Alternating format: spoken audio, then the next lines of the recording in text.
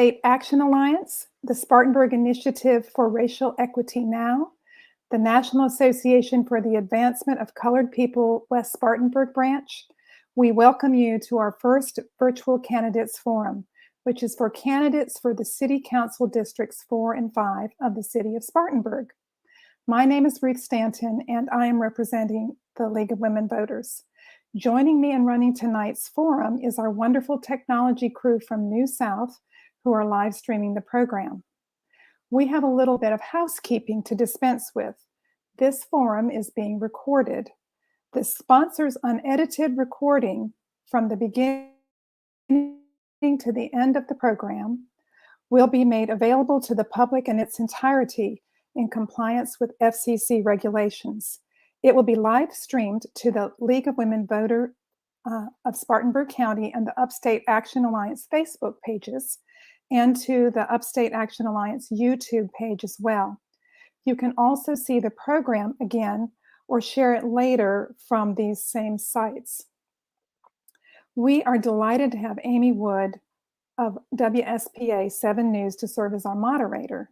We are so appreciating her going above and beyond to serve our community, taking time to help all of us become better educated in our voting choices. I'm now going to turn the evening over to Amy.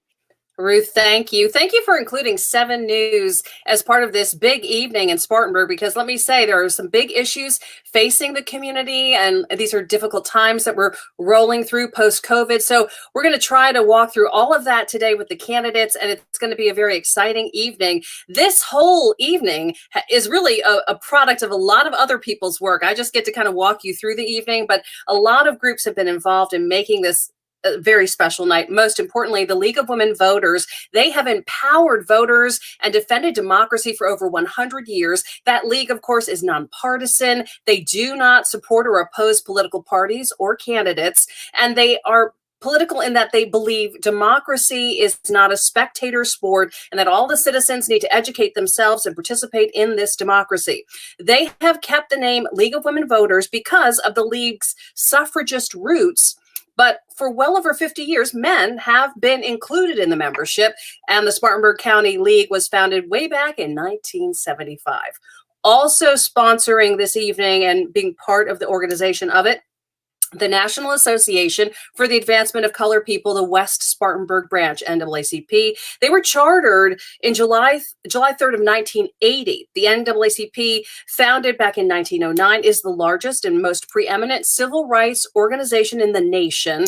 Its mission is to secure the political, social, and economic equality of rights in order to eliminate race-based discrimination and ensure the health and well-being of all persons. We also have the Upstate Alliance with us this evening, and part of putting this together, the UAA was launched in 2020 as a response to poor voter turnout seen in the 2019 election. The low voter turnout blocks effective participation in public life. They believe this nonprofit, nonpartisan organization is dedicated to voter education, voter registration, and voter turnout with a focus on traditionally underrepresented groups. And they believe that Spartanburg and the upstate community is stronger when many voices are heard. Siren is another group that's involved in terms of sponsorship. That's the Spartanburg Initiative for Racial Equity Now. It is a collective of parents, artists, journalists, neighborhood and nonprofit leaders, entrepreneurs, activists, and scholars. It was founded in June of 2020 to help create a more equitable future through policy research, advocacy, journalism, and direct action. Siren exists, they say, in part to help amplify the voices that are often excluded from the conversations that shape this city, county, and state. Members come from all walks of life, as we've mentioned, and they are proud to include racial, ethnic, cultural, gender, and generational diversity. So that is a bunch of organizations, all nonpartisan by nature, that are focused their efforts on getting people registered to vote, on providing timely information so that voters can make their informed decisions this coming November the 2nd. So here in the city of Spartanburg, what we are doing tonight is focusing in on the city council races, the two in particular where a lot of things are going on. This is the map right here to give you an idea of exactly the districts that we're talking about. So in the city, all residents live in 6 council districts. You see them all on the map there. Each is represented by a council member, and the council member serves staggered 4-year terms. They're joined by the mayor to make up a 7-member city council. City Council meets the 2nd and 4th Monday of the month at City Hall. That's 145 West Broad Street, right downtown. You've probably seen it. The mayor may also call additional special meetings if they deem that necessary or if requested by at least 2 city council members. Now, when voting for city council members, you, the voter, will receive a ballot reflecting the district where you live. In other words, if you live in Spartanburg City, Council District 4, only the 4 registered District 4 candidates will be on your ballot. Residents of the City Council District 5 will see 2 candidates on their ballot. So the hosting organizations reached out to all of these candidates for the 2 city council districts that are contested, where there are opponents, okay? And they are the candidates, the 2 candidates in District 4 and 4 candidates in District 5 who we have been communicating with. Now, we had enthusiastic responses from both candidates in District 4 and 2 of the 4 candidates running in District 5. However, Janie, Salley, and Chance Lebron, who are also running for District 4, were unable to participate tonight. Our candidates that are here tonight are listed by district. So we want to go through first District 4, and this District 4 and 5 that we're talking about tonight. First, District 4, Jaime Fulmer. He is one of the opponents, along with CeeJ Jefferson, both of them wanting to represent District 4, Jaime, the incumbent in this race. For District 5, Severino Alvarez, and he is being challenged by Terrance Hawes. So we have these 2 gentlemen on your screen as well this evening, and these are the folks we're going to be hearing from as they answer the questions. But let's go over the ground rules. These gentlemen know the rules. You need to know them as well. The ground rules for the night have been reviewed in advance by the candidates. Each candidate gets a minute and a half for an opening statement. The order of that was determined just before we started here. There was a drawing to make sure that we have an order that everyone agrees with. Candidates may choose not to use all of their 1.5 minutes. There will be a timer. It'll be running on the bottom of the screen tonight, so you'll be able to see it, both you and the candidates. It'll give you a 1-minute warning, a 30-second warning, and a 10-second warning, and that will notify you when the minute and a half is up. This is visible to everyone, so you at home will be able to see this along with the candidates and me as well. After the opening statements have been made, these candidates will receive questions that have been posed by the 4 sponsoring organizations. So in addition, questions were requested from the general public up until 5 o'clock on October the 5th. They were able to submit questions as well. And then all those questions were pooled together and vetted to avoid redundancy and to cover all the important issues. And they have included, these groups that have decided on the questions have included as many questions as the time allows. For each question, each candidate will have 1.5 minutes to respond. And at the end of this question period, the candidates will be able to make a brief 1.5 minute closing statement. Again, the candidates may choose not to use all of their time, but we are set to conclude this evening by 8:30. That's the hope. So let's get started with the opening statements. And we did have that order that was drawn just before. Sevi Alvarez in District 5 is going to start us off. Good evening, everyone. I'd like to begin by thanking the various sponsors of this event for putting it all together and inviting us here, and Amy for moderating this event. And thank you, our audience, for joining us here tonight. I think it'll be a great opportunity for everyone to get a better idea of who we are as candidates. So my name is Severino Alvarez, or Sevi for short. I'm of Hispanic descent. My grandfather escaped Spain during World War II and fled to New York, where he met my grandmother, and the rest is history. As for me, I grew up in Charlotte, North Carolina, and as I grew up, I watched my city become gentrified basically in real time. I saw people priced out or even pushed out of the communities where they had raised their families. I saw small businesses forced to shut their doors because developers came in and bought up all the land they were on. And it's my hope that I can use what I learned by experiencing that to prevent the same thing from happening here. My wife and I moved here 2 years ago to be closer to my stepdaughter, Joanna, who's 11 years old and has spent her entire life in Spartanburg. At the time, I was a professional accountant, but about a year ago, my son Benjamin was born. was born. I became a stay-at-home parent full-time, and it's been a more rewarding experience than I could have imagined. It's my hope that over the next hour and a half, you'll get to know me a little better. I hope to demonstrate how I plan on ensuring that Spartanburg's growth benefits all of its citizens and not just those at the top. We've got a pretty great lineup on stage here tonight, so I'm looking forward to a productive and substantive discussion. Thank you. All right, thank you so much, Sevy Alvarez from District 5. A second in the lineup of opening statements this evening is going to be CeeJ Jefferson. He would like to represent District 4. Hello, good evening. Happy Thursday to everyone. Hello to all the candidates. Thank you all for coming out. You all look good. I'm going to take a leap of faith here and say, Amy, if you would prefer Ms. Wood, please let me know. Thank you for hosting this event. I am Christopher CeeJ Jefferson. I am the parent involvement facilitator with Carver Middle School here in the District 7 schools. I'm also a realtor. My wife of 12 years, Amber, works in the hospital systems. I have a 10th grader at Spartanburg High School, Amaya, and a 6th grader at Carver, Avery, and we are just best to have this opportunity. I do believe I have a peculiar lens when it comes to looking at Spartanburg, and that's why I'm here. You know, I as a realtor and understanding those challenges with homes and affordable housing, and then the work that I have already begun here with the city and with its constituents, that lens there. Then being in education, I'm working with youth. I'm around them every single day, and I have been for years. That's where I got my nickname CeeJ, which I now go by. And so those peculiar lens and seeing that, and also being a small business owner. I'm a small business owner right here.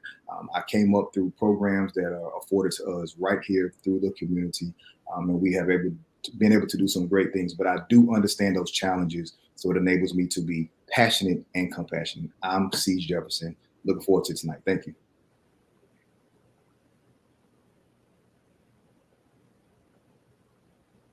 All right, Mr. Jefferson, thank you.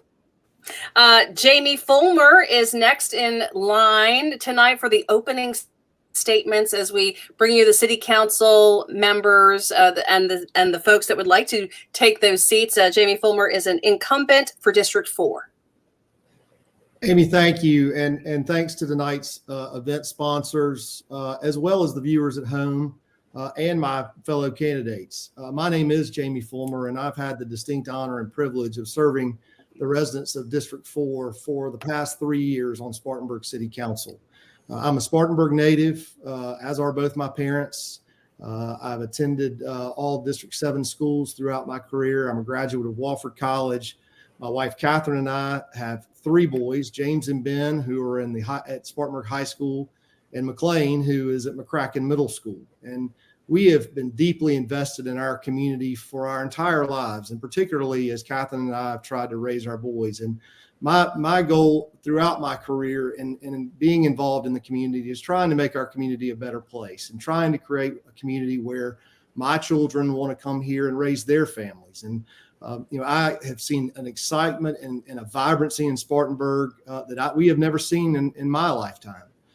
We have many wonderful things already being developed, planned, and in process.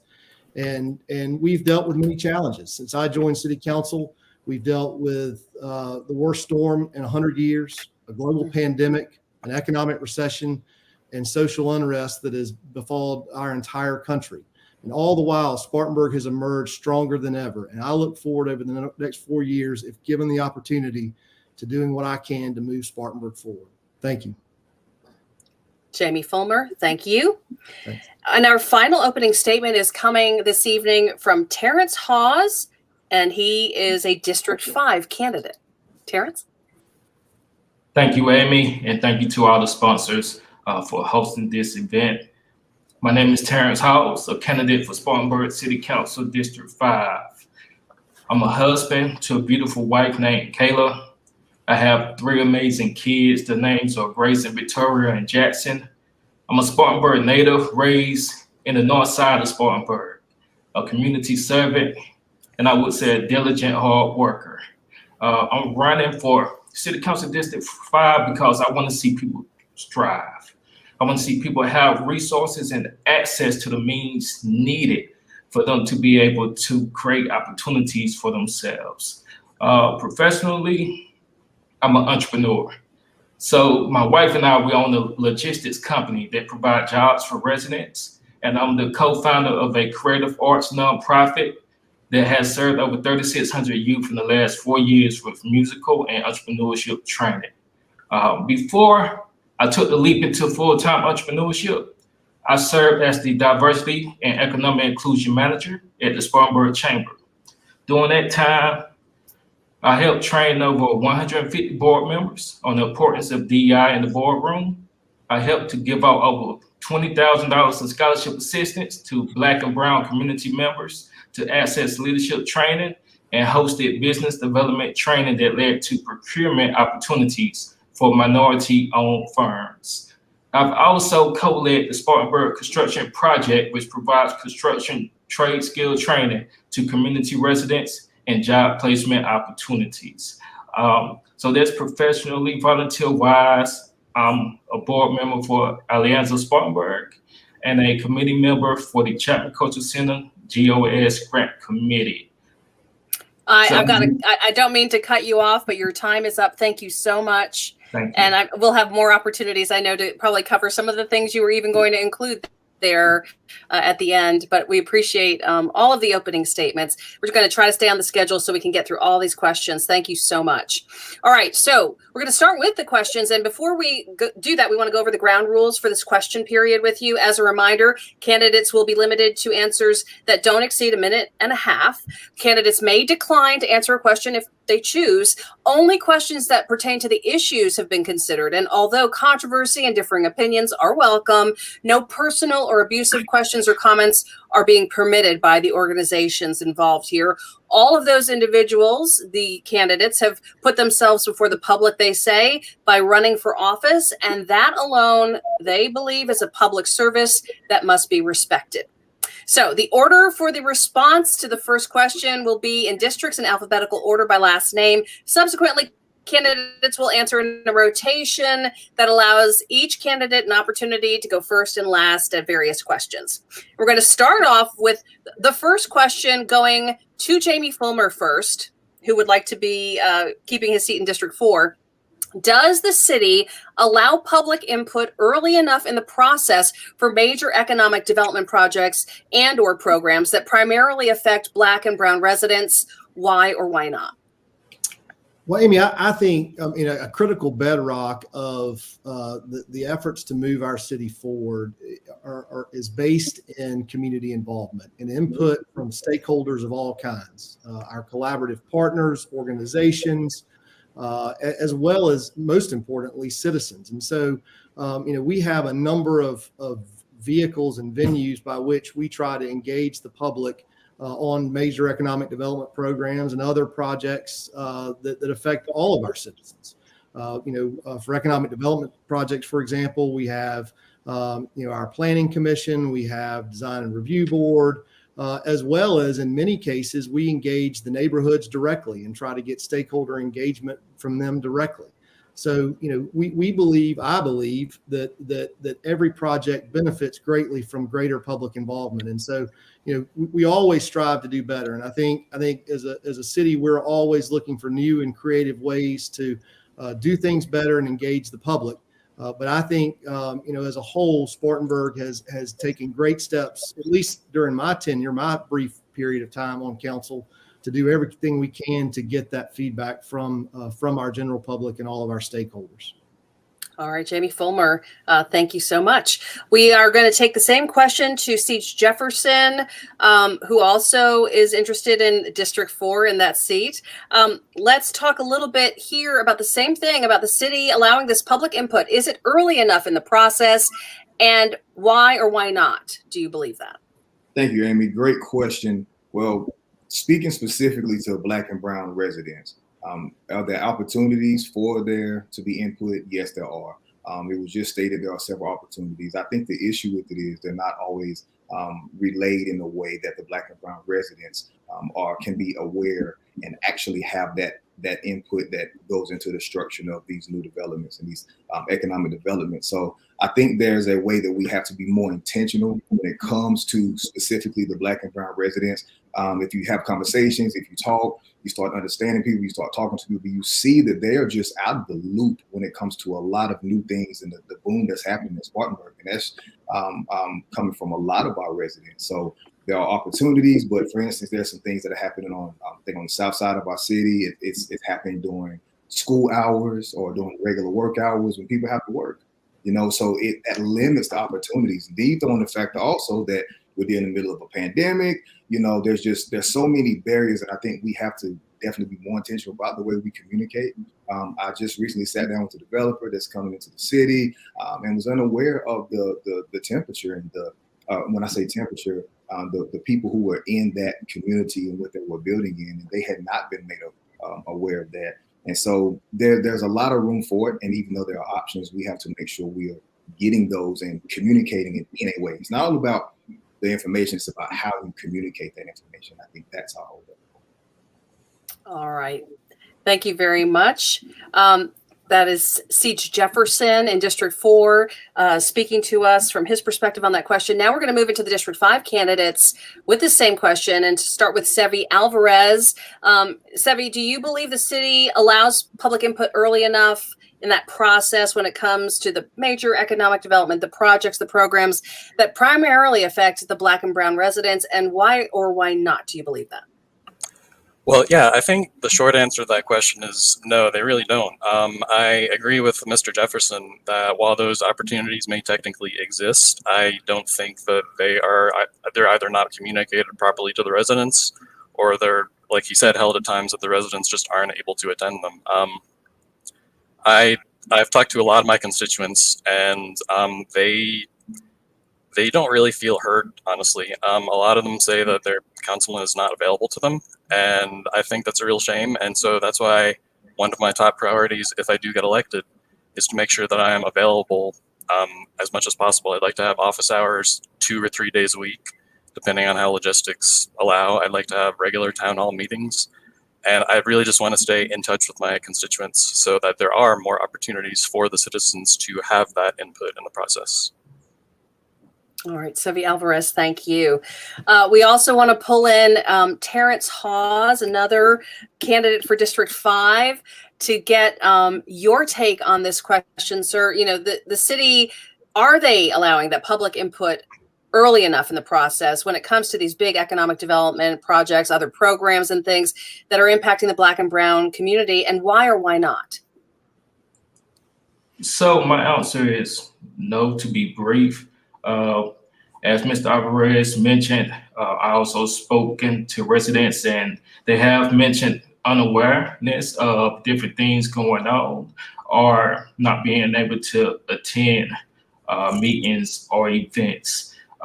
Also, I do believe messaging has to be catered differently towards different audiences. And so we have to make the communication edible to the specific audience that we're trying to reach.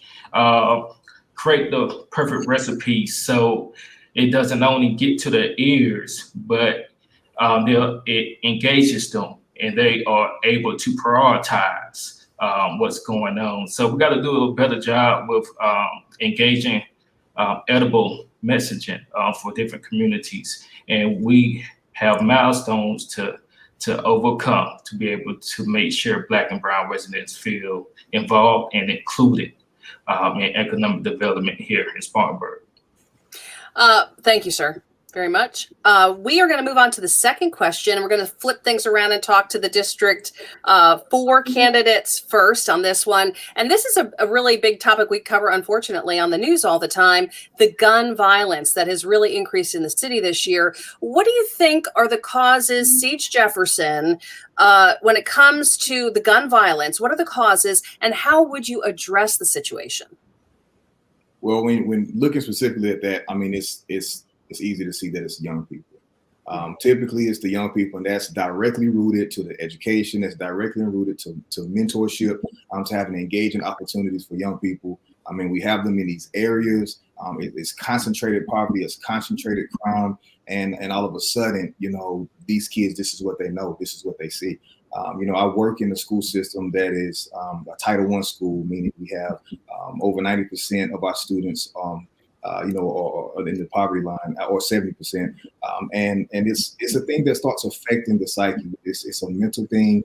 And what we can do, and what I've had began to do, is I took this to City Council. Actually, we created a Speak Up program or a forum, we had over 100 constituents there, and we discussed this. We said, what are the issues, what are the solutions, and what are the resources needed? So first is identifying that, it's going into the community, talking to these people directly. Then we now have begun to meet with leadership, staff, and we're getting to the nitty gritty and saying, hey, what do we need to do? What do we have in our hands? What do we have in our hands that we can do now? We're taking that back to the community to first give them input, talking about making sure they have input into things that we're doing is vital. So we take that information from the community to the community, and most importantly, with the community. We start engaging, and then pride in the community. And without that, it does lead to a lot of that violence and what we're facing. All right, perfect. Your time is up. Thank you. Let's go to Jamie Fulmer, also in District 4, and talk about the same situation, this gun violence problem. We've seen that increase in the city this year. What do you think are the causes for this, and what is the solution? How do you address it? Well, Amy, I really don't know all the root causes, but I think it is clear that it is a plague that is affected our entire nation, and certainly here in Spartanburg. And I think the solution to this problem will involve broad participation and collaboration among all aspects of our community. As we think about our actions as a city and what we can do to help address this issue, I think we need to take several steps. One, I think we need to strengthen our community-based policing program and get our police officers into the communities that they serve on a daily basis so that they can build trust. I think we need to increase the number of police officers that we put on the streets, get our police force fully staffed so that we have enough patrol on the streets. I think we need to increase the racial diversity of our police force. I think as a city, we need to make sure that our parks and recreation facilities are open and fully functioning, and providing youth services across the board that can help mentor and educate the young citizens of our community. I think we need to work on our neighborhoods and create safer and vibrant neighborhoods, and improve our available stock of affordable housing, and all of these things collaboratively working together, we can make a dent in this problem. But there's no magic bullet, unfortunately, and we've got to be very careful and intentional about how we go about this. All right, Jamie Fulmer, District 4. Thank you. We're also going to bring in the candidates in District 5 and talk to Terrance Hawes first about the same gun violence problem. Sir, what is the problem? Why are we seeing this increase? What do you think the causes are, and how do you address it? So we definitely have to understand the past history. When you look at urban renewal and how it moved Black and brown residents into concentrated environments, and then though in those environments, the city didn't put intentional investments in those environments, the neighborhood started to digress. The street lights went out. People just got into a certain condition because the city wasn't giving much priority to them. When you think about redlining, how Black and brown people was denied loans and mortgages unless it was in a specific area. Now you have this mass group of people, and you add concentrated poverty into the equation. When people in poverty deals with different traumatic issues, different socioeconomic situations, we got to understand that gun violence and crimes are secondary behaviors. We got to look at where's the frustration coming from, where's the anger coming from, where's the hurt, where's the jealousy, envy coming from. We need mental health sources in these communities, and we need better police and community relationships. We got to liven up the conditions of these neighborhoods if we really want to do something. Let's get real resources to the people in need and let them know that they are valued and that we care about them and that there are more options in life than to be shooting or committing crimes. All right. Thank you so much. That's Terrance Hawes for District 5. We also want to pull in CeeJ Alvarez, another candidate in District 5. This gun violence problem, unfortunately, we have covered it a lot this year. Let's talk about that increase. What do you think are the causes and how would you address them? Well, I mean, I would agree with a lot of what the other gentleman said. I would add, I think that especially in the past year and a half, tensions have just been running high all over, Spartanburg included, because the COVID pandemic is still going on. People are stressed, and sometimes that stress boils over, and you see an uptick in gun violence, and it's really unfortunate. I agree with a lot of the solutions that they already proposed. I guess the first thing we need to do is improve the relationships between the Spartanburg police officers and the people they serve. I think cultivating that trust will go a long way. We have to give the young people in the city more things to do, more extracurricular activities, whether that's sports, learning how to play an instrument, joining some kind of team. If they're busy doing something constructive, they're less likely to turn to a life of crime. And finally, I think we need to cultivate a culture of neighborliness and make sure that everyone in a neighborhood is watching out for each other, as opposed to just sticking to their own business and not worrying about what's going on elsewhere in their neighborhood. That's it. All right, CeeJ Alvarez, thank you. Our third question of the night is going to be a question that focuses on what Spartanburg has been focused on fostering greater diversity and inclusiveness in the city. And we're going to be starting this time as we flip things back. CeeJ Alvarez, you're going to actually speak once again here to kick things off for District 5 once again, and we're going to talk about the focus on this greater diversity and inclusiveness. We know diversity in Spartanburg is one of this great strengths, and they're asking, how will you ensure that Spartanburg continues to move in this direction? Well, yeah, Spartanburg is absolutely diverse right now, and I think that we can keep it that way by making sure that we lift up our diverse community. Like I mentioned in my intro, I know what gentrification looks like. When a city starts to grow quickly, I think the people who need help are pushed out as opposed to helped. And I think we need to remain vigilant and make sure that we keep our minority community mobile by improving our public transportation. And I think we need to keep them healthy by giving them access to fresh foods and other vital services that they might need that are not currently within reach for them. All right, CeeJ Alvarez, thank you. Appreciate it. Terrance Hawes, let's talk to you about this focus on fostering greater diversity and inclusiveness is underway in Spartanburg. And they're asking, since we know our diversity is a great strength in Spartanburg, how will you ensure that Spartanburg continues to move in this direction? Sure. So Spartanburg is diverse and pertaining to age, different races, different genders. But we got to look at equity as well and inclusiveness. It's a difference between being invited to the party and being asked to dance when you show up to the party. And so we got to make sure that we make diverse people feel welcome.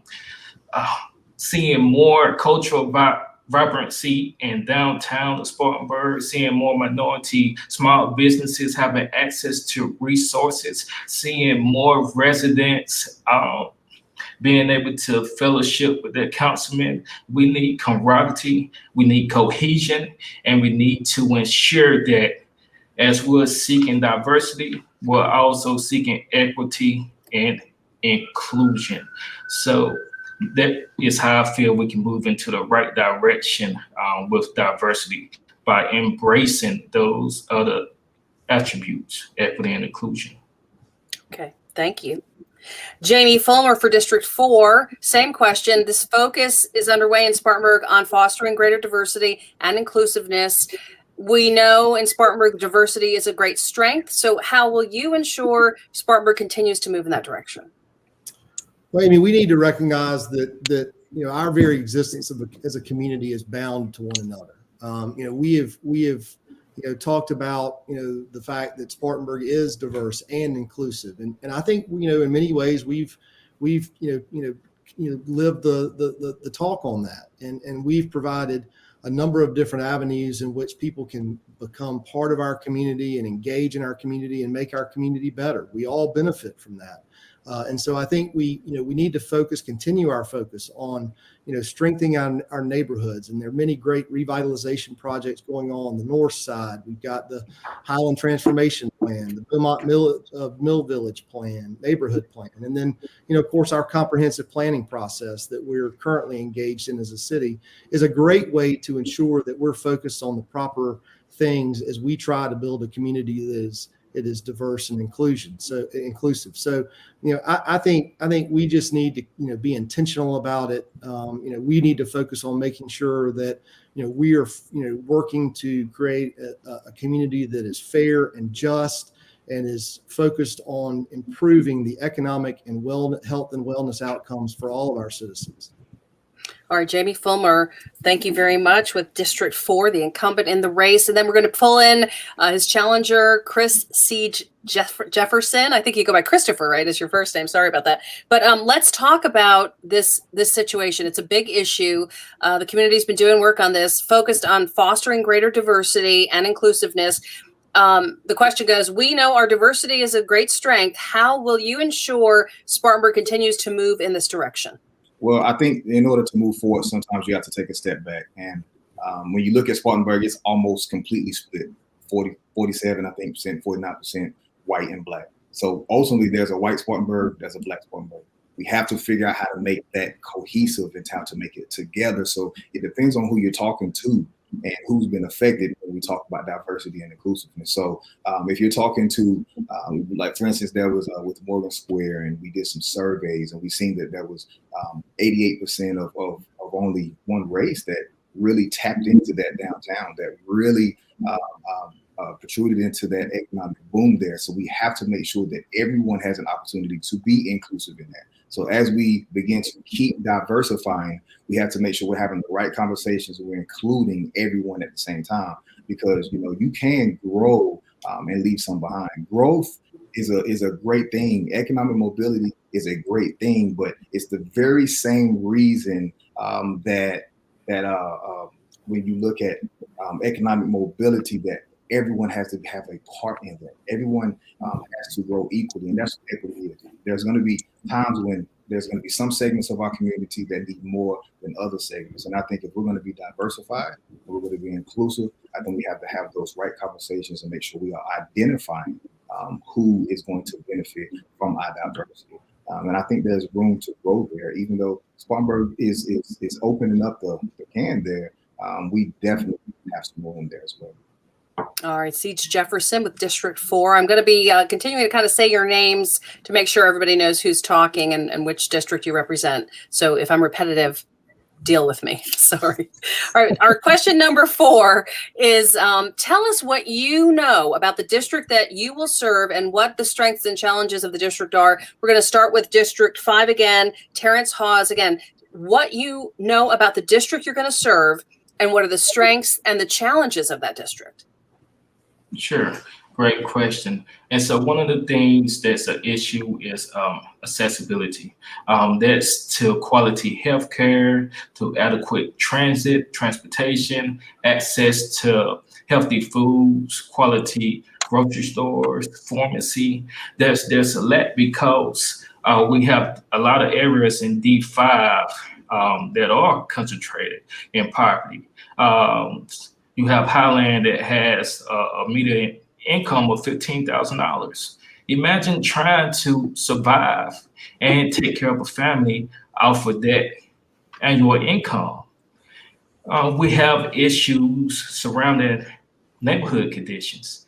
If you take a walk through Highland, Park Hills, some other areas, you would see street areas that need street lights or broken street lights or torn down bus shelters. We need direct intentional investments to make pedestrian safety possible in our areas. We need residents to feel valued and cared about. A strength is the I would say the historicness, the housing. We can preserve houses. There's a strong character, a strong history when it comes to D5 neighborhoods, and I feel we can grow and preserve the history of our D5 community and residents. All right. Thank you very much. Terrance Hawes with District 5. We're going to turn to Sevi Alvarez, also in District 5, to talk about the district as well. What do you know about District 5 and that you will serve? And what are the strengths and challenges of that district if you're elected? Well, I agree almost completely with what Terrance said. The biggest issues that I think are facing District 5 are lack of accessibility, especially public transportation. The buses only run 5.5 days a week, 6 a.m. to 6 p.m. So that just doesn't accommodate people who would like to work second or third shift hours. And number two is that we need more grocery stores in the area. As far as I can tell, our entire district is a food desert, and that's just not acceptable. So what I would like to do is I would like to get the bus system upgraded to work 7 days a week, ideally until midnight. And I would like to get a grocery store where the Bilo used to be on Reedville Road. I think that'd be an excellent location for the Highland community and the Park Hills community to easily reach. As far as strengths, I think the district has a bright future because the Highland Revitalization Project is already underway. The residents from the Norris Ridge apartments are about to move into the Robert Smalls apartments, and those old Norris Ridge apartments are going to get torn down and replaced with something. I'm not exactly sure what it's going to get replaced with, but it's going to be something that's going to, I think, give a lot of opportunities for our residents, and will even probably be able to attract a grocery store to come to the area. Okay, thank you. That is Sevi Alvarez on the question. We're going to pull in a District 4 candidate now, CeeJ Jefferson, to tackle the same thing. Tell us what you know about District 4 that you would like to serve and what the strengths and challenges of the district are. And so with District 4, District 4 is the epitome of what Spartanburg is and can be and can continually to grow when it does become more diverse and inclusive. I mean, you ride through neighborhoods, Converse Heights, and you see kids on there, you see the sidewalk, you see the parks, and there were over 200 residents that, there were some redistricting or rezoning, that tried to happen and with a company and demolish one of the homes there. And what you've seen is the community members stand up and say no, because what we're doing here, the way that we have set our foot and our input in this community, you start seeing it matriculating to other things. You see the rail trail, you see all the developments that are happening in Pine Street and Union Street and all of these amazing things that are going to have create this economic growth that's in Spartanburg is all happening in this area. And I think it's unique because this District 4, has the opportunity to make a stand right now and say, you know what,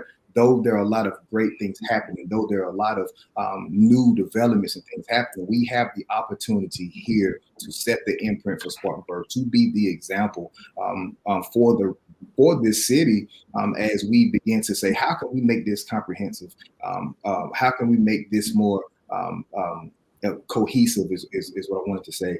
How can we do that? How can we lead those efforts? Because we have seen so many great things that have happened, not only that have happened, but have sustained. They have stayed that way and they continue to get better and grow. I think it points right to the district.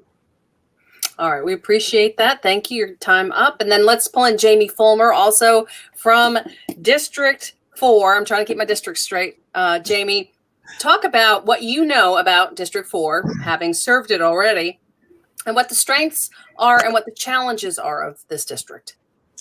Well, Amy, I've loved District 4 my entire life. I've lived in District 4 my entire life. It's a great collection of wonderful people, and Confederation of Great Neighborhoods. And it is an extremely diverse district, probably the most diverse district in the city.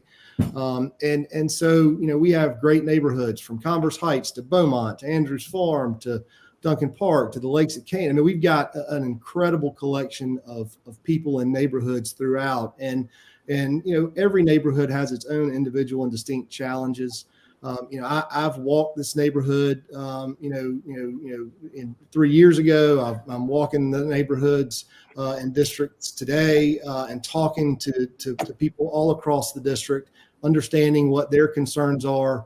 And I talk to them every day via email or telephone calls, because certainly the people in our district are not bashful about calling and letting me know their opinions on various things related to neighborhood issues as well as citywide issues. So, I think in many cases, it has great strengths in its natural beauty as well as its strong neighborhoods. And the challenges are like any other neighborhood. Everybody in our community, whether it's in District 4 or District 5 or District 1, cares about the same things, and that's improving our community for the benefit of all, and providing opportunities for all. And so, I think it's a wonderful place, as is our entire city of Spartanburg. All right, Jamie Fulmer, thank you very much. District 4 candidate. Also, question number 5, we'll start with Jamie Fulmer once again, so don't go too far.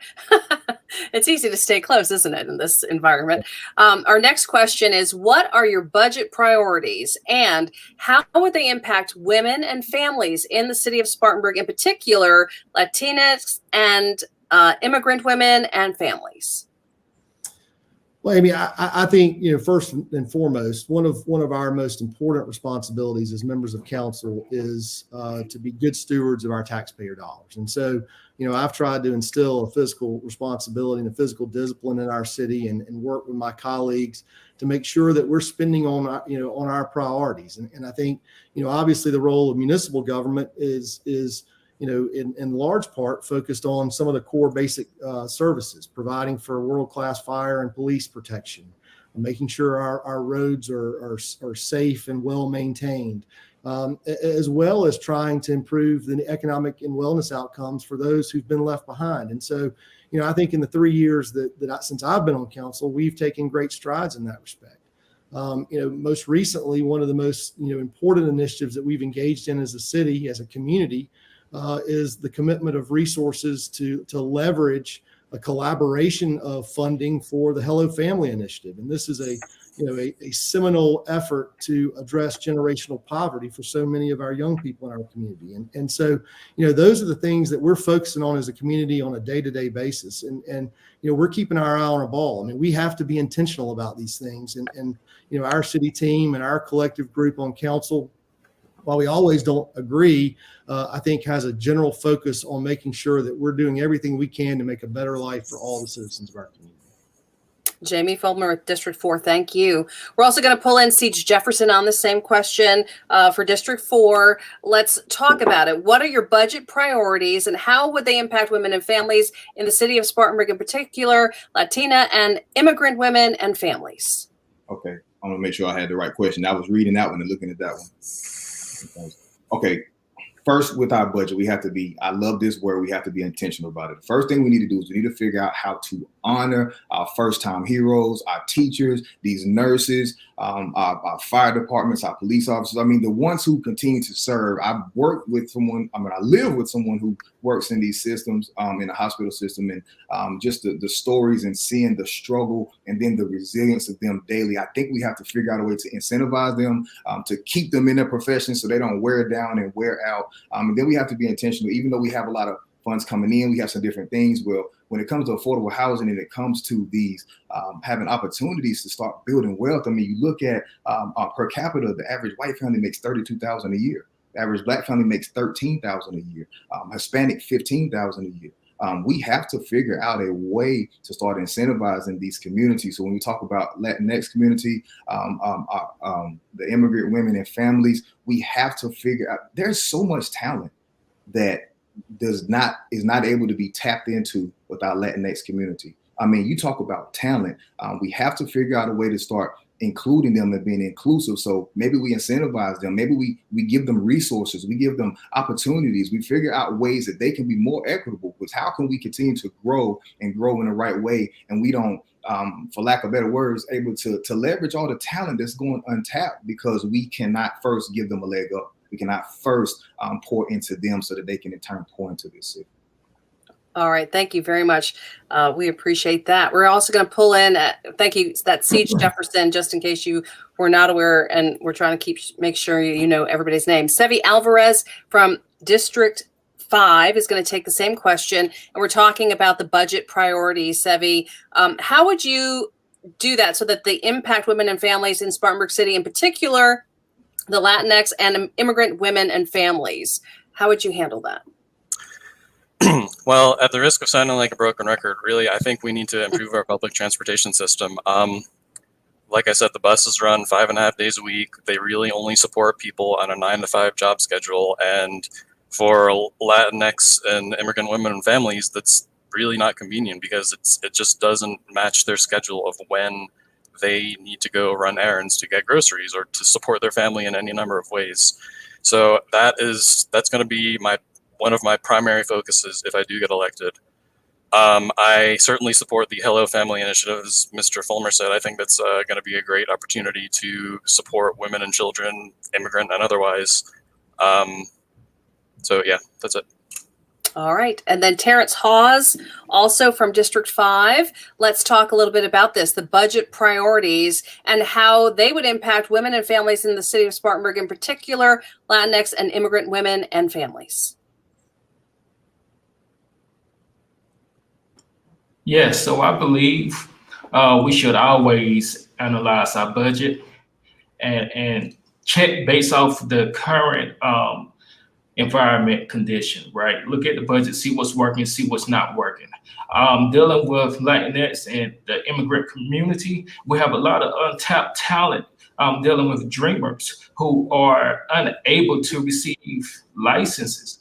When you talk about being a teacher or being a nurse or going into different professional fields that provide the type of living wages needed that can elevate themselves and their family. We gotta advocate for the type of litigation and the type of law that provides them with more equity and more opportunities.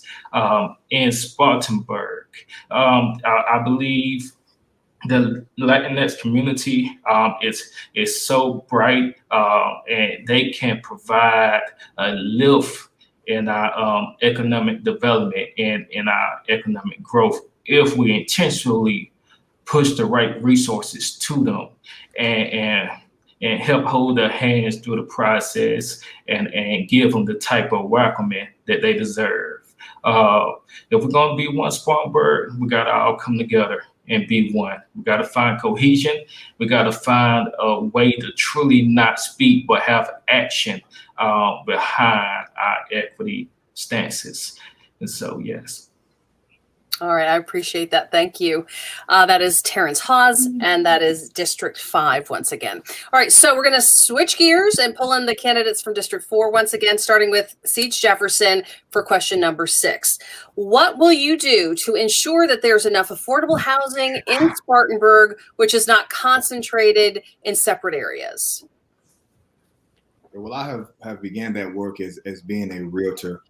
There was opportunities that, again, may not have been communicated in a way that we can take advantage of. So working with Housing Authority, able to use those rental vouchers and then use those for home purchase. So we were able to use that pipeline with Housing Authority and the residents there. And now we're able to take them through a process. So to ensure that there's enough affordable housing, we have to begin to tap into these developers. We have to begin to be creative about how we're going to move forward with this housing, because, for instance, there's the Robert Smalls homes, which is great. But if we do not have resources or programs that come with our developing, then we're putting people in the same position to do the same things over. Because, for instance, you go there, you look across the street, there are still dilapidated homes. It's still in a food desert. there's still a transportation issue. So even though it's great and it's phenomenal, we can't put people in the same position with just now a new coat of paint. Right, you have a newer place in the same position, but there's still human capital gap. There's still a knowledge gap.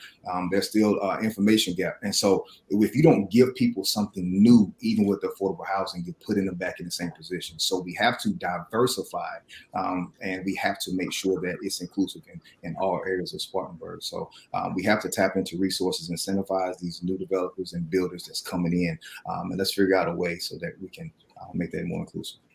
All right, CeeJ Jefferson, thank you. Janie Fulmer, also District 4. Let's talk about it. What will you do to ensure that there is enough affordable housing in the city, which is not concentrated in separate areas? Well, Amy, I think as we work to revitalize our neighborhoods, I mean, community involvement is extremely important. Efforts like our North Side Initiative, the Highland Transformation Plan that I mentioned, as well as the Beaumont Village Plan, are all good examples of that. Currently, we're in the midst of our comprehensive planning process, and that will help chart the course of our city for the next decade or so. We've seen, as CeeJ mentioned, the relocation of the Norris Ridge apartments to the Robert Smalls townhomes and the redevelopment of Norris Ridge. We're seeing our housing, as our city grows, our housing stock evolve. We're seeing more townhomes, we're seeing more apartments and more mixed use developments. And as such, during our comprehensive planning process, we need to make sure that our zoning ordinances are up to speed and modernized so we can accommodate denser growth throughout many areas of our community. And of course, then we've got to address our existing housing stock. Much of it is aging. It's in decline and in some cases decay. And we need to make sure that we're using our code enforcement to make sure these homes are being replenished and also try to figure out ways to incentivize new investment. One of the most creative things that we're doing as a community is incentivizing investment in new housing projects to include an affordability component. And so, I think all of those things collectively create an environment where we can make a difference in spreading affordable housing throughout our community. Janie Fulmer, District 4, thank you. And Terrance Hawes in District 5, let's start with you as we switch districts again. And what will you do to ensure that there is enough affordable housing in the city, which is not concentrated in separate areas?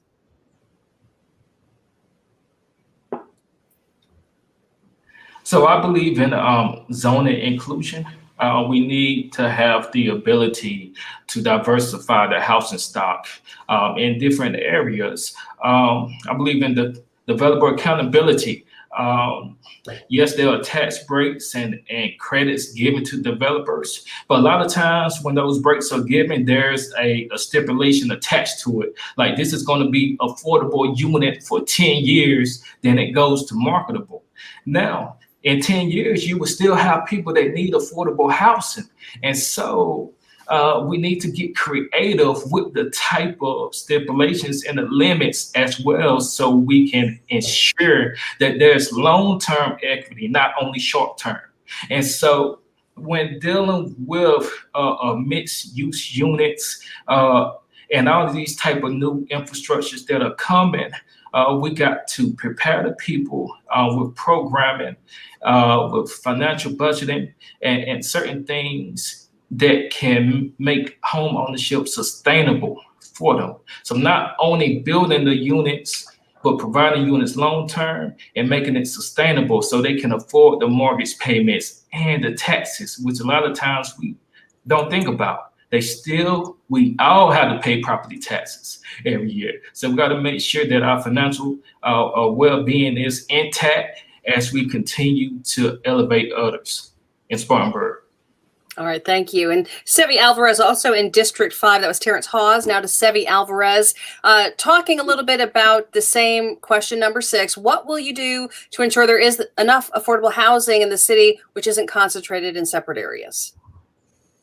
Yeah, I mean, I agree with a lot of what Terrance just said. I think we need to leverage our city's attractiveness toward developers to get them to include affordable housing within the units they build. And as Terrance said, I think we need to make sure that that is sustainable for the long haul and doesn't just evaporate in 10 years. I also want to point out that affordable housing isn't necessarily enough on its own. As Terrance said earlier, the median income in the Highland neighborhood is $15,000 a year. And affordable housing has a minimum income requirement somewhere in the $30,000 range. So affordable housing doesn't even really help those people. I think I don't have the answer to that right now, but I think we need to find a way to address that issue so that affordable housing actually means affordable.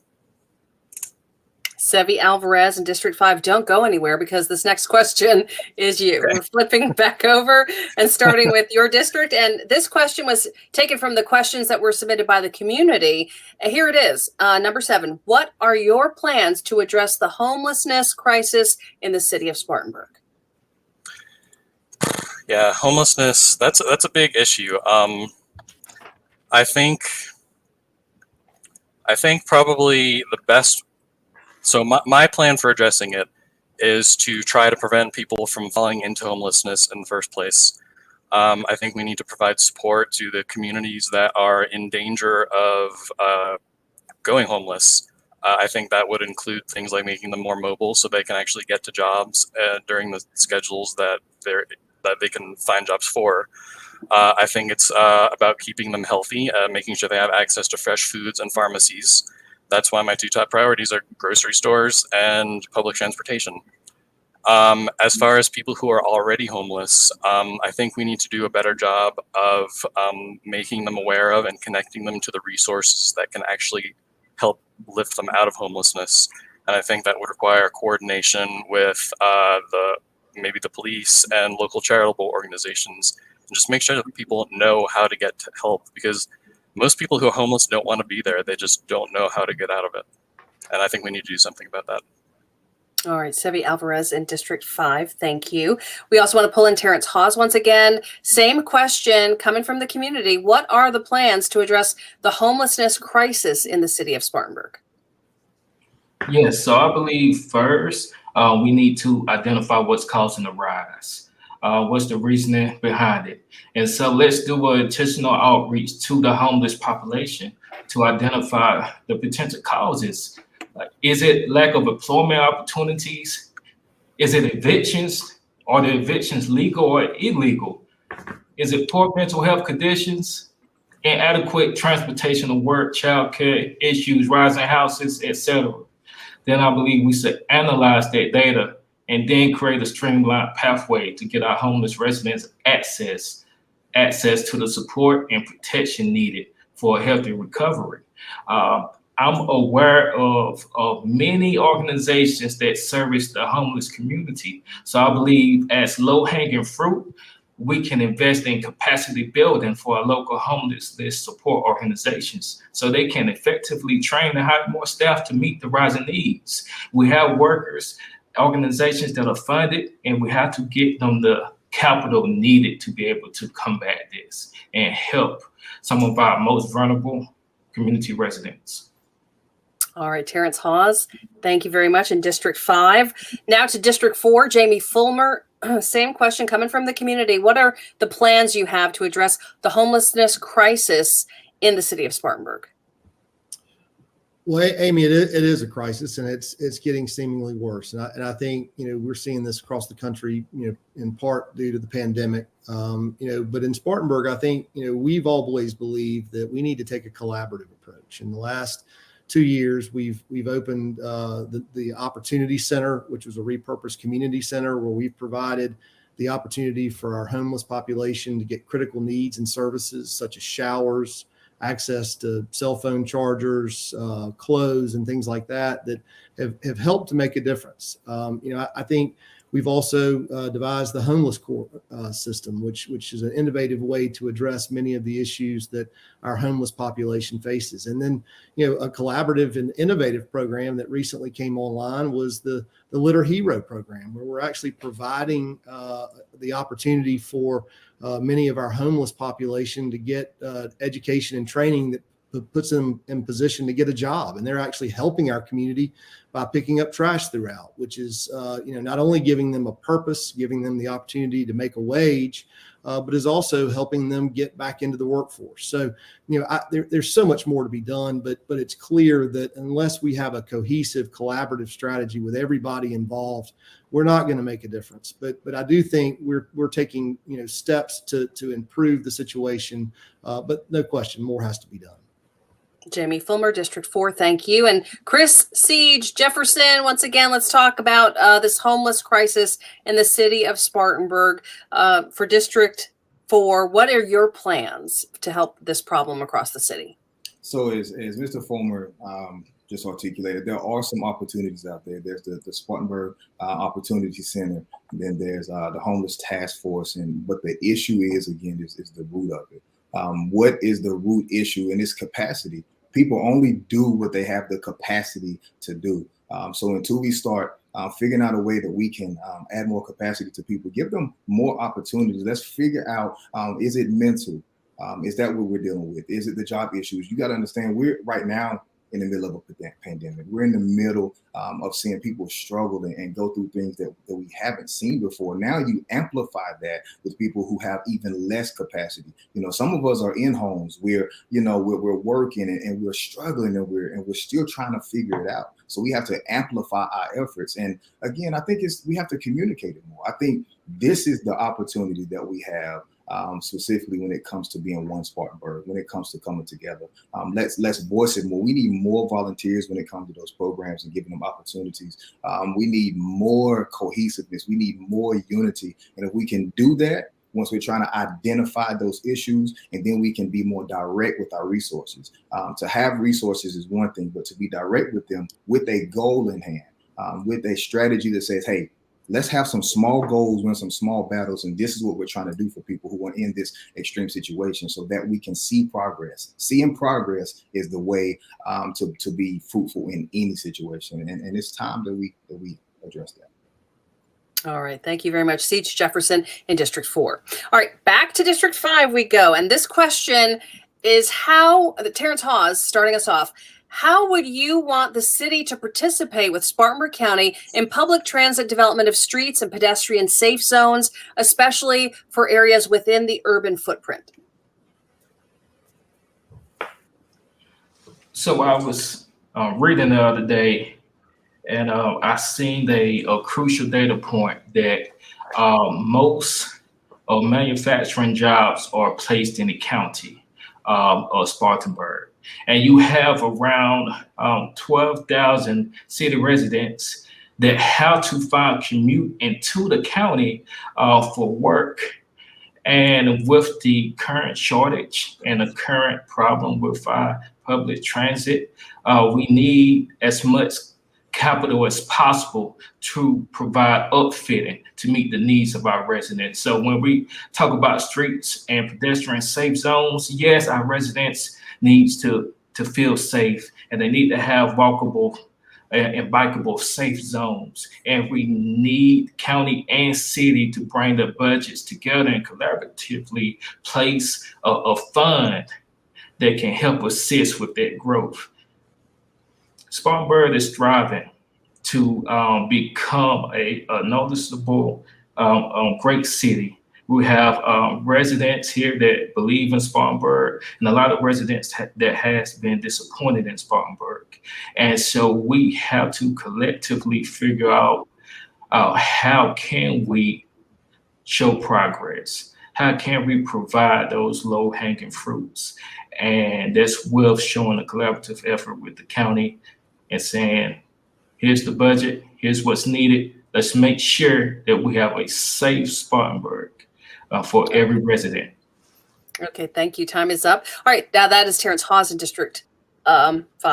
And now to Sevi Alvarez, also District 5. Again, how would you want the city to participate with the Spartanburg County organization and leadership in public transit development of the streets, pedestrian safe zones, especially for areas that are within the urban footprint?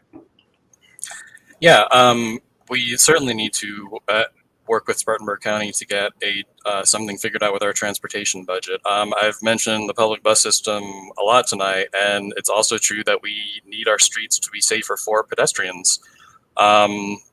that's a little bit more possible downtown, but a lot of areas in District 5, they're just not safe for pedestrians. And I would love to see efforts taken to make them more safe, like bike lanes, for example. I know that there's as far as the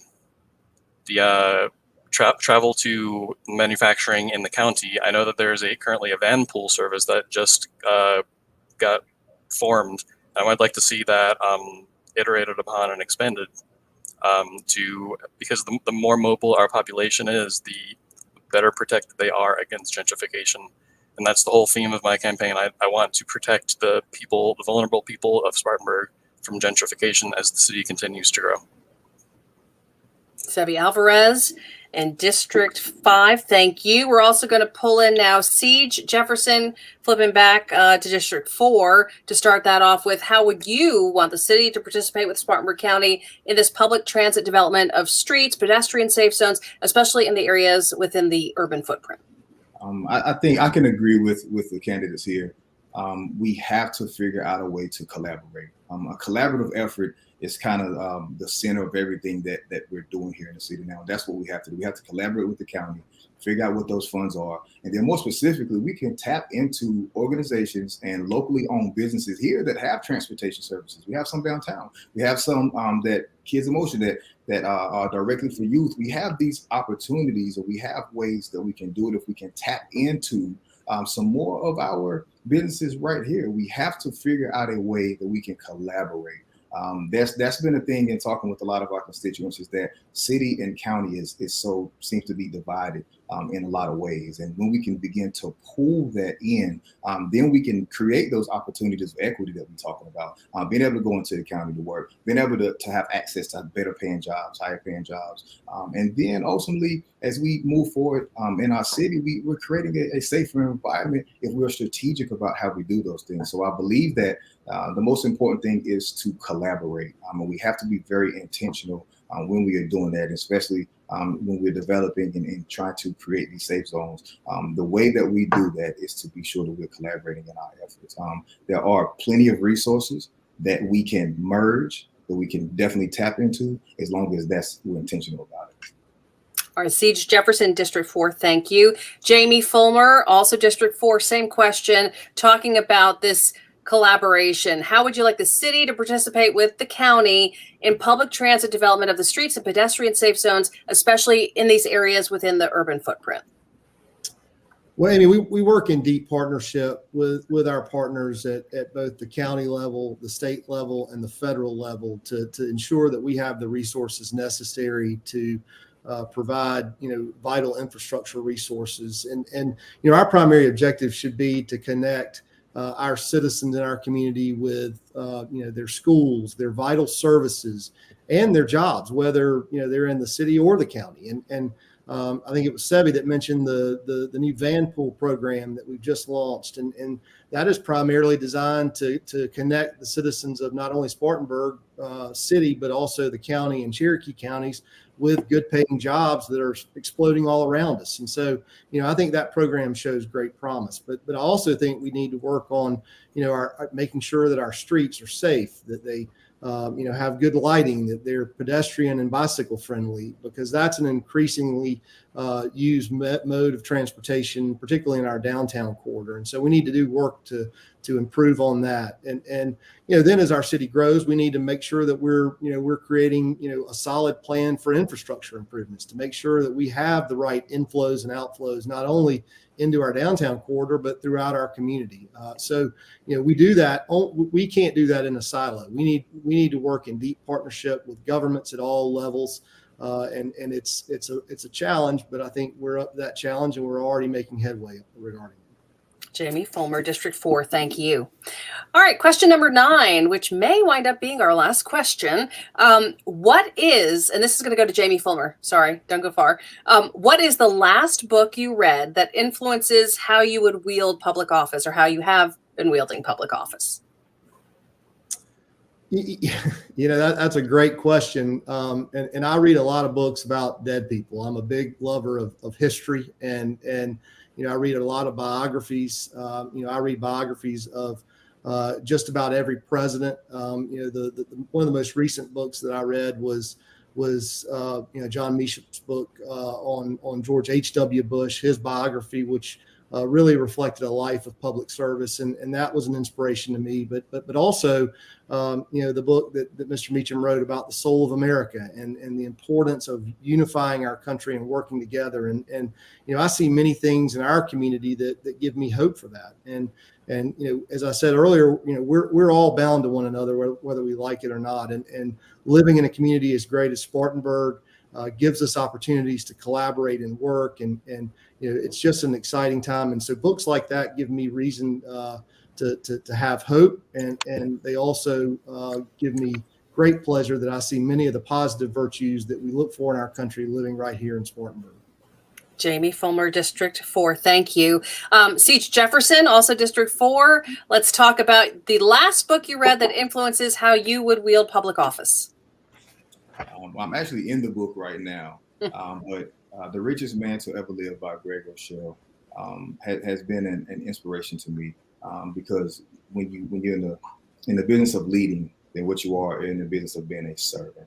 And looking at the wisdom of Solomon, looking at how he understood that if I can be a better leader, a diligent person, and understand the needs of people, and understand that as I acquire information, I can use that to balance the people that I affect, to move in excellence in the marketplace, to be in excellence in the workforce, to be in excellence in my relationships. And I think that's the key to being a great leader. We have to be excellent in our relationships. We have to be intentional in our relationships. And we do that by being intentional about the information we receive and how we project it to others. So that's been a great one for me. And lo and behold, by following those concepts, those strict concepts and constructs, then it ends up being an asset.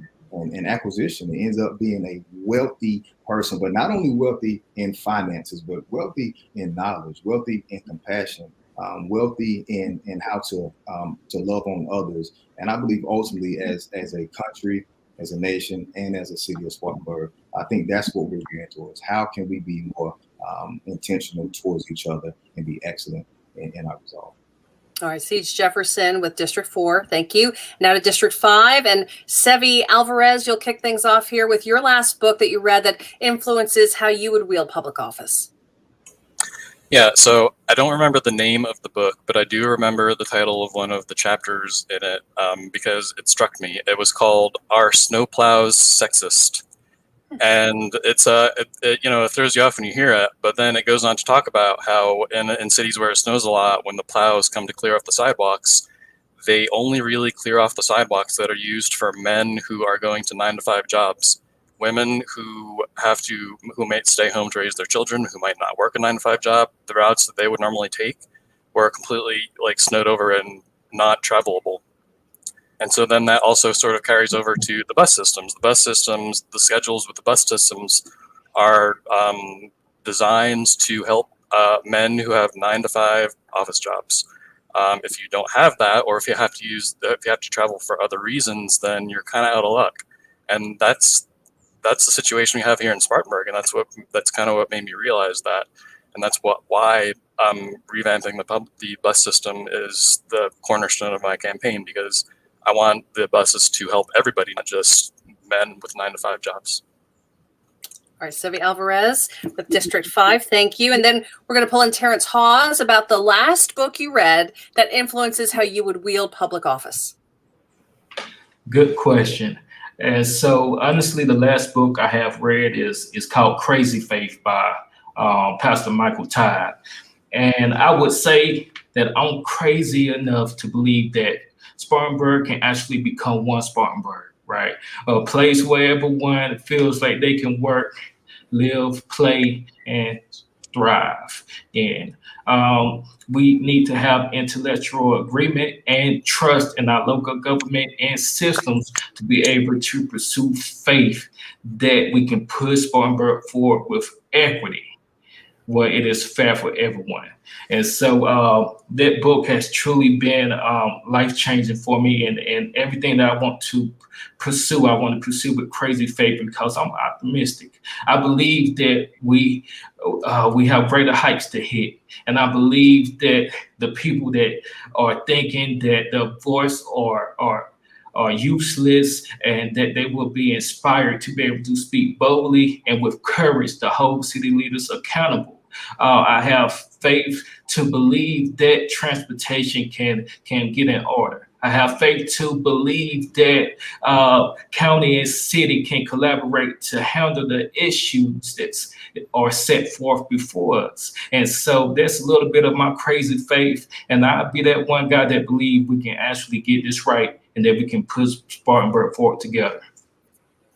Terrance Hawes, thank you, with District 5. And now we're going to get to the closing statements. In this past hour, we've discussed all kinds of topics related to equity, transportation, housing, gun violence, economic development, many, many more topics, and all in relationship to how the city and the city government can improve life of all citizens now and into the future. So we hope some of your questions have been answered and that you feel like you've gotten to know these candidates better.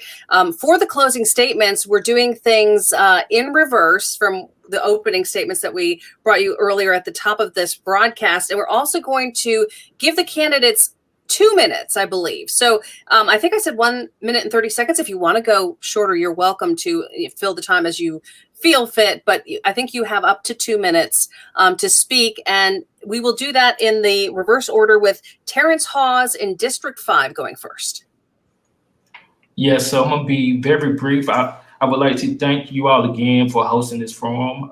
Thank you to every candidate that hopped on to share with the people. It's really important that our constituents get to know their candidates. And so it's simple for me. Ask yourself a few questions. Do you feel like you are supported as a resident of Spartanburg? Do you feel you have adequate access to resources as a resident of Spartanburg? Are you satisfied with the way things have been and are continuing to go? Ask yourself those questions and then ponder. If you're not satisfied, then it's time to vote differently. It's time to elect young leadership to work in cohesion with our seasoned leaders to help lead change and bring forth creative ideas and solutions to push Spartanburg forward. I'm just crazy enough to believe that we can grow this city with strategy that involves the entire voice of the community.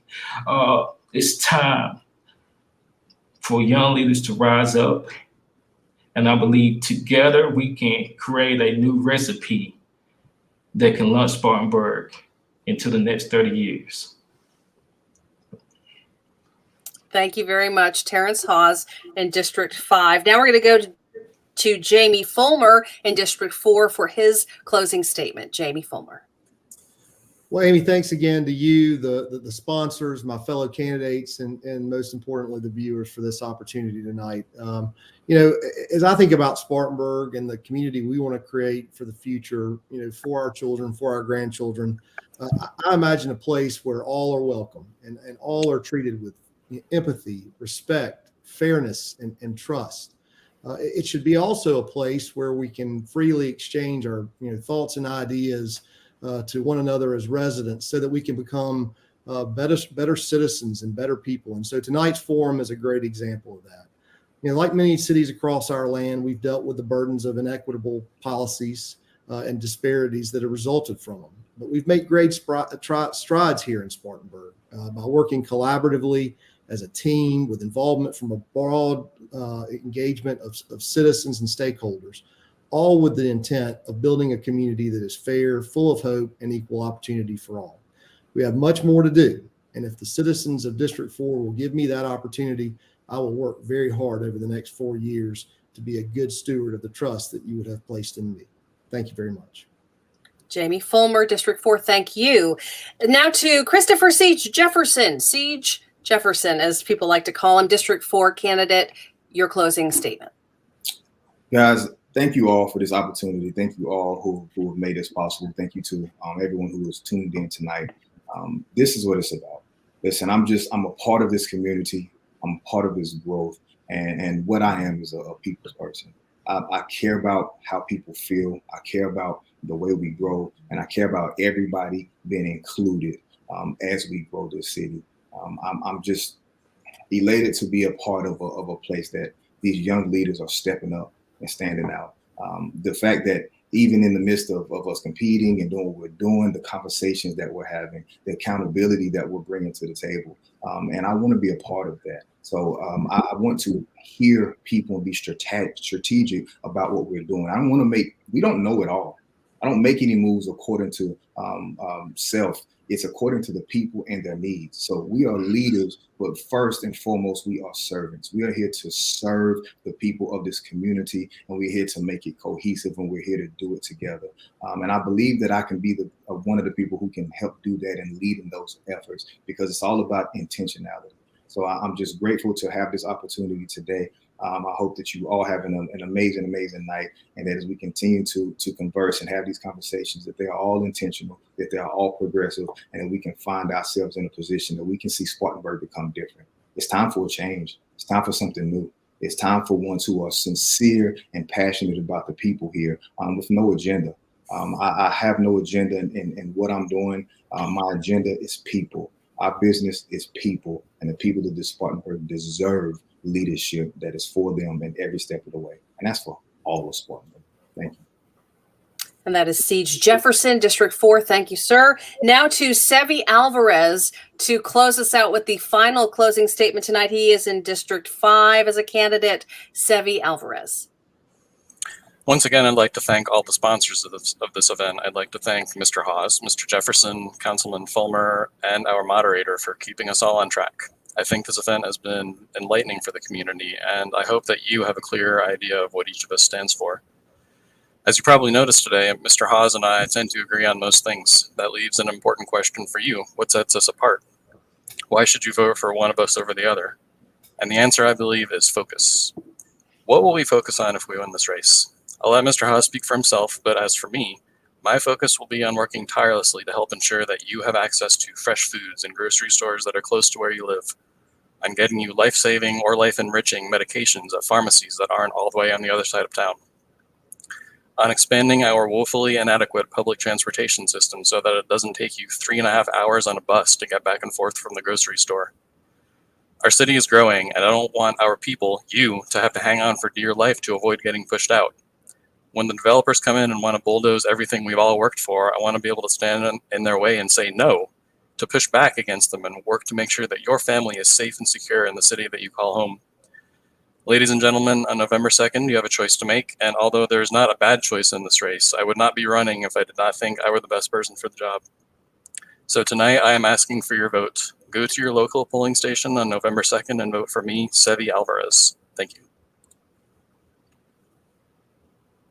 And thank you to all of the candidates. Thank you so much. We appreciate your time, and we will, of course, be seeing more from you as this race continues. There are other events that are coming up, but we want to pull in right now Charles Mann. He has got some important things to tell us with the Upstate Action Alliance. Good evening. My name, as Amy said, is Charles Mann. I'm a founding member of the Upstate Action Alliance. First, Amy, I want to thank you so much for moderating this forum. I think it was enlightening to those viewing, and I was watching the chats on Facebook, and there was a lot of response. And I also want to thank the candidates for being with us this evening. They were not given the questions, so you had an opportunity to see their responses, how they think, how they process standing on their feet, or in this case, sitting in their chairs. We also want to recognize our coalition members. You see them here. We have really gotten to know each other over the last 8 weeks of putting this together. And I want to recognize our industrious technology team from New South. They've been working hard behind the scenes, and we really appreciate what they've done. And I want to thank the audience. I hope you found it valuable. I hope you found it informative, and I hope you found it engaging. And now we want to wrap up, and I'll be the first in this. The voting will take place on November 2nd. One important note for the current election: absentee voting is only allowed for the situations delineated on the South Carolina elections website. It is not universal, not like it was in the 2020 election. I will now turn it over to the NAACP with Marilyn Varner. Hello, my name is Marilyn Varner, and I'm representing the West Spartanburg branch NAACP. Absentee in-person voting started October 4th and continues until 5:00 p.m. the day before the election. It will be at the voter registration and elections office in the county building. Absentee voting by mail started as early as the beginning of October. Mail-in absentee ballots are accepted until 7 p.m. the day of the election, November 2nd. First, you will need to request your ballot, which you can do by phone, in person, or online. The voter registration and elections office will then mail you your ballot, which takes time. After carefully following the directions for your mail-in ballot, please return by mail or by dropping off at the voter registration office. Remember, mailing it can take up to 1 week. Allow plenty of time if you plan to use the mail. Thank you.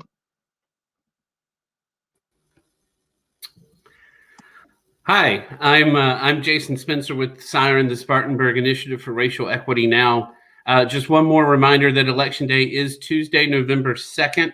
Polls will be open for in-person voting from 7 a.m. till 7 p.m. that day. And if you need to find out more information about candidates, your polling location, the status of your voter registration, you can go to vote411.org. That's at the top of the screen, vote411.org. And if you haven't made a plan for how you're going to vote, please do that tonight. When you're going to go, how you're going to get there, if you're going to go with anybody, and put it on your calendar, because most people are only going to have 1 or 2 candidates on the ballot, and it's easy to just not go on election day. But we need everyone to go to the polls. And we wanted to thank all of the candidates tonight, Jamie, CeeJ, Sevy, and Terrance, for taking the time to run for office. It's not easy.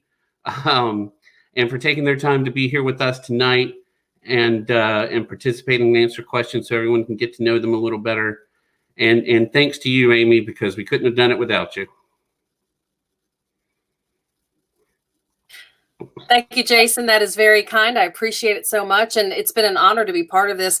On behalf of 7 News, WSPA TV, we are very honored to have been here and to get to know the candidates ourselves. You know, this is a great opportunity for us as journalists and a news organization to help inform the community and be informed ourselves. Please join us again. Of course, we have more on the way. This is next week. The City of Spartanburg mayoral event is happening. That forum is happening October 12th at 7 on the same platform. And meantime, don't want you to notice here, you can learn how to contact the candidates. The 411.org is something that you can do to reach the candidates.